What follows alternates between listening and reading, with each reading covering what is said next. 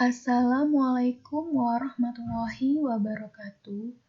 Perkenalkan, saya Nurah Nurninah dari Prodi Pendidikan Bahasa Sastra Indonesia dan Daerah, Universitas Negeri Malang.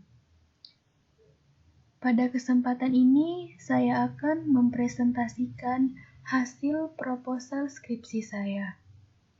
Sebelumnya, saya berterima kasih kepada dosen mata kuliah seminar proposal, Bapak Arif Fauzi dan Pak Imam Suyitno yang telah membimbing saya. Judul proposal skripsi saya yakni Karakteristik Kebahasaan Teks Iklan, Slogan, dan Poster Kelas 8 SMPN Negeri 8 Malang.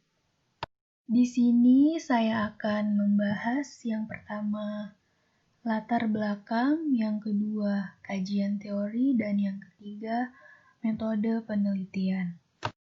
Yang pertama, di sini saya akan membahas latar belakang. Poin pertama yakni pembelajaran bahasa Indonesia. Pembelajaran bahasa Indonesia yang mengutamakan keberhasilan kompetensi siswa. Kompetensi siswa yang terdapat pada kurikulum 2013 mencangkup 4 kompetensi, yaitu yang pertama kompetensi sikap spiritual, sikap sosial, dan yang terakhir pengetahuan dan keterampilan. Pada mata pembelajaran bahasa Indonesia yang termasuk pada kurikulum 2013 tidak lepas dari keempat kompetensi tersebut. Nah, salah satu kompetensi keterampilan yang terdapat pada pembelajaran bahasa Indonesia yakni menulis. Poin kedua di sini pembelajaran menulis.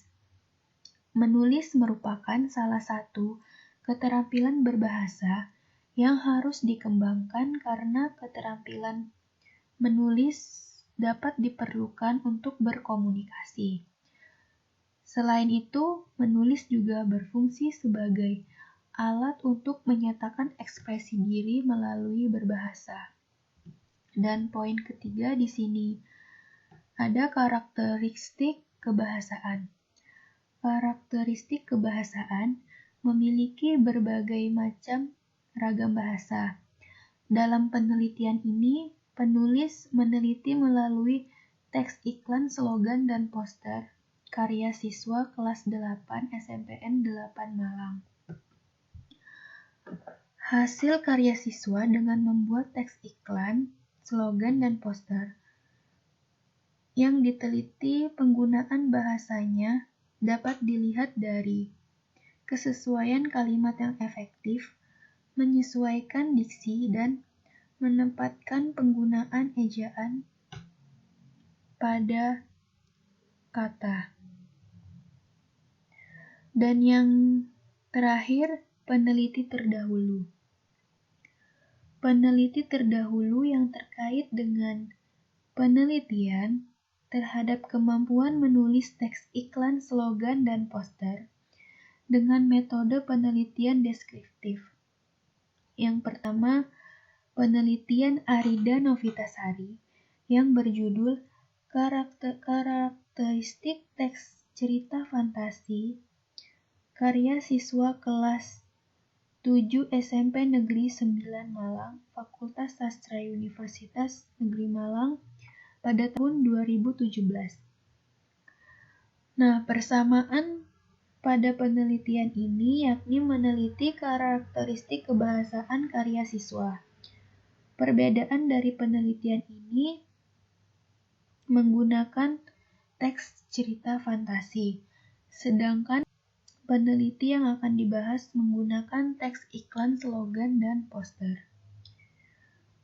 Peneliti terdahulu yang kedua di sini Rory Wahyudi yang berjudul Karakteristik Kebahasaan Teks Eksposisi karya siswa kelas 10 SMA Negeri 1 Kecamatan Harau Kabupaten 50 Kota pada Universitas Negeri Padang pada tahun 2016. Jadi persamaan penelitian yang akan dibahas di sini meneliti karakteristik kebahasaan. Perbedaan dari penelitian ini menggunakan teks eksposisi.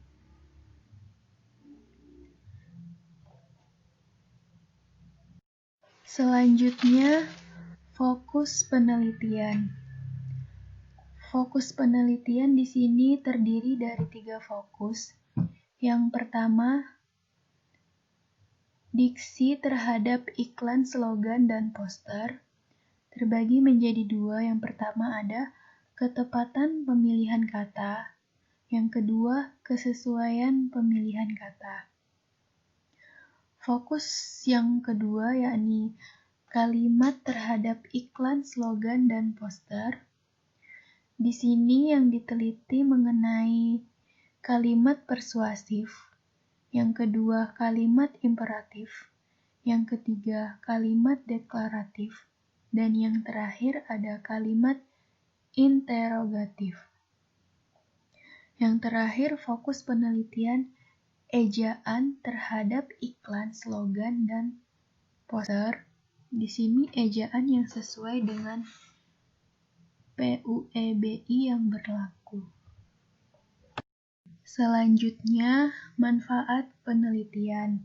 Yang pertama, secara teoritis, terbagi menjadi 2. Yang pertama, karakteristik kebahasaan.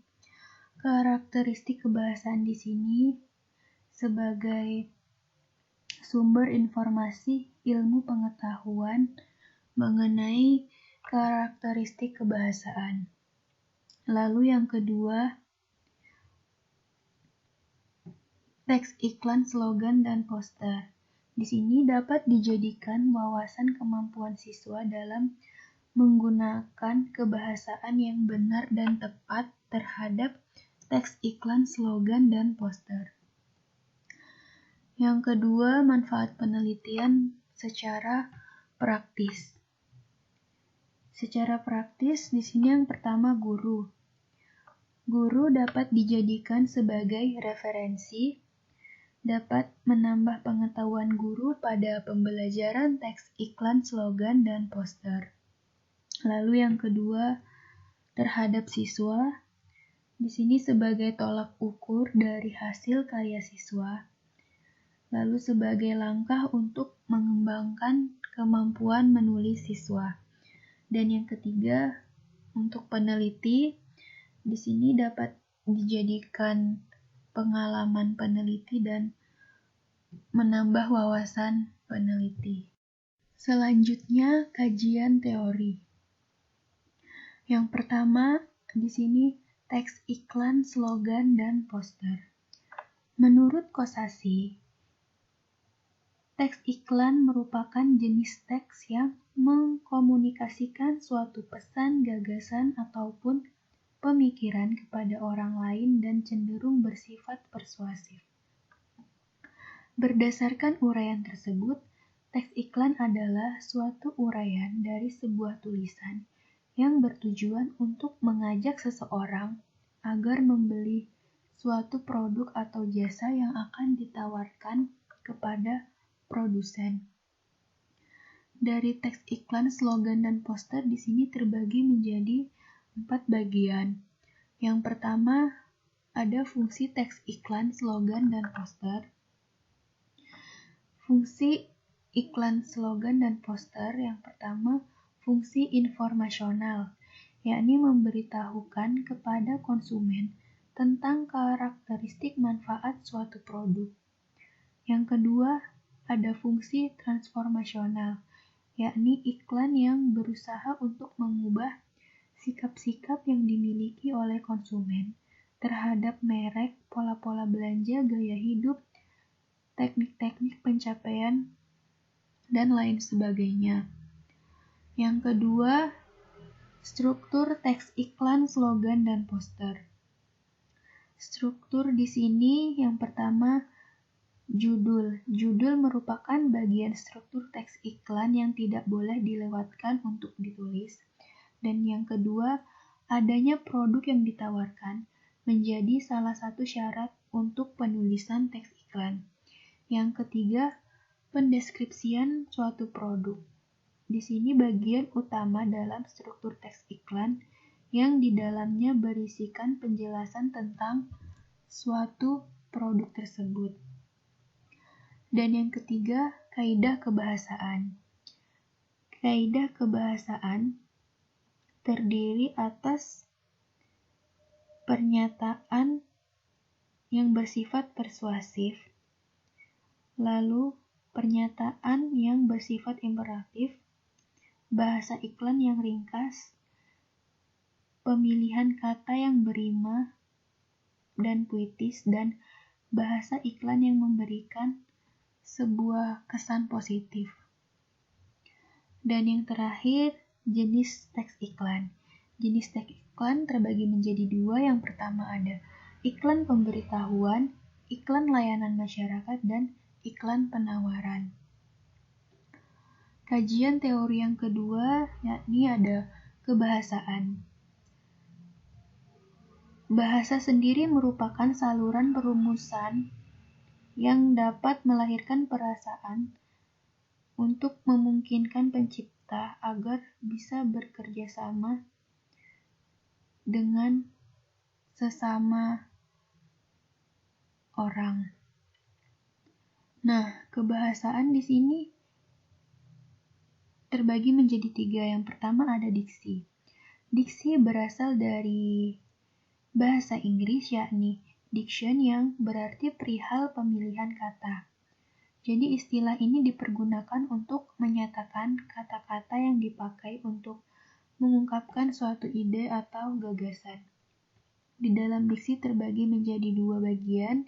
Yang pertama, ketepatan pemilihan kata. Ketepatan pemilihan kata di sini untuk menimbulkan gagasan-gagasan yang tepat pada imajinasi pembaca atau pendengar. Lalu, di dalam diksi ada kesesuaian diksi.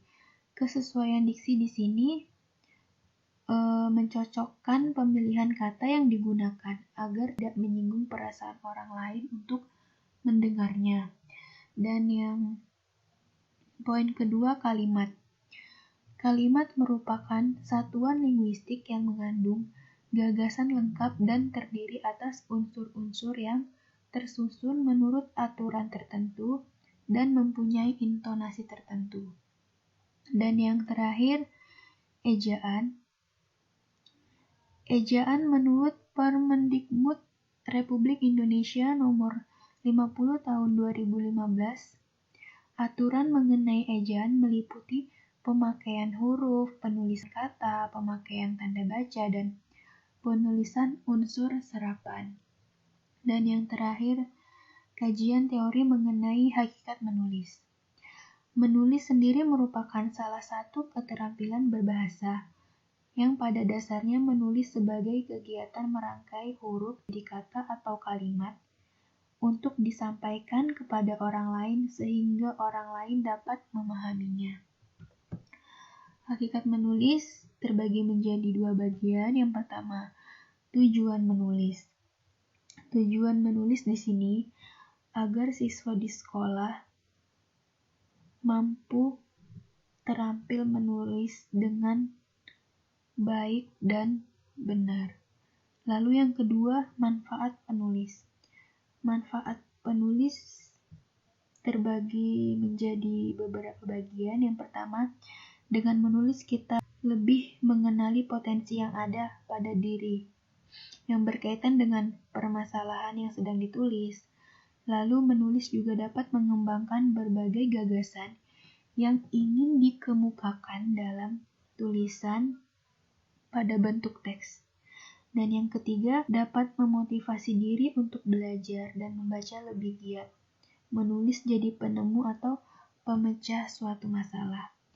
Dan yang keempat, menulis dapat membiasakan diri untuk berpikir dan berbahasa secara tertib. Dan yang kelima, dapatkan kelancaran tulis-menulis untuk menyusun kalimat atau menyusun sebuah karangan. Dan yang keenam, mampu untuk mengatur dan mengorganisasikan, mendorong penulis agar terbiasa.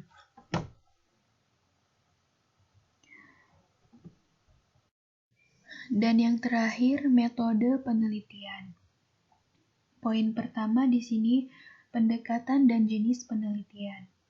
Penelitian ini menggunakan pendekatan kualitatif.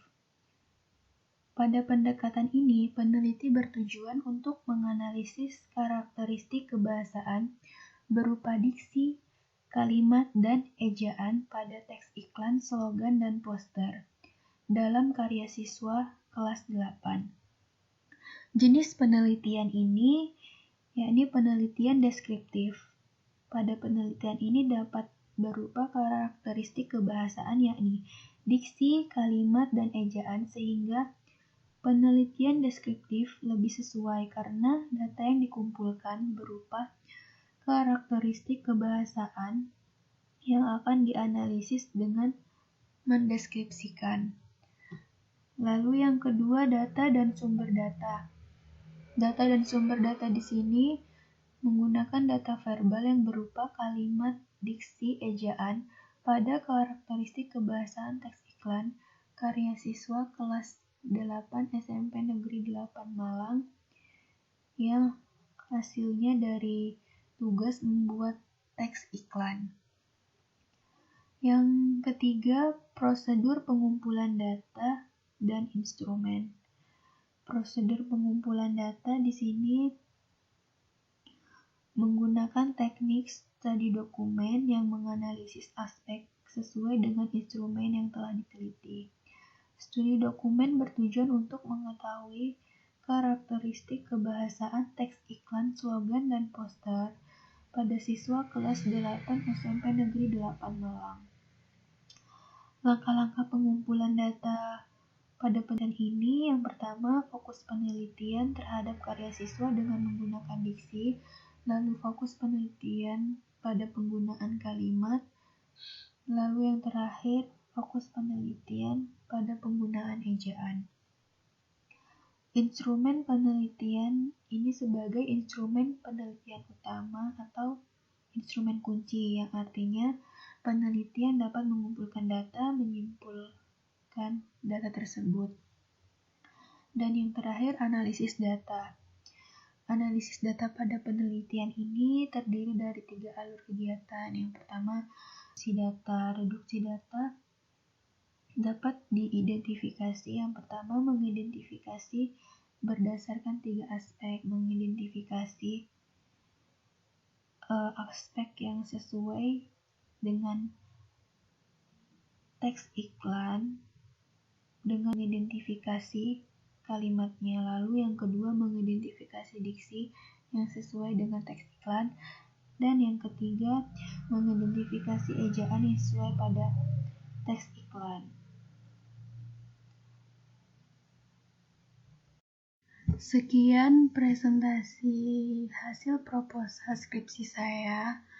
Mohon maaf bila ada salah kata. Wassalamualaikum warahmatullahi wabarakatuh.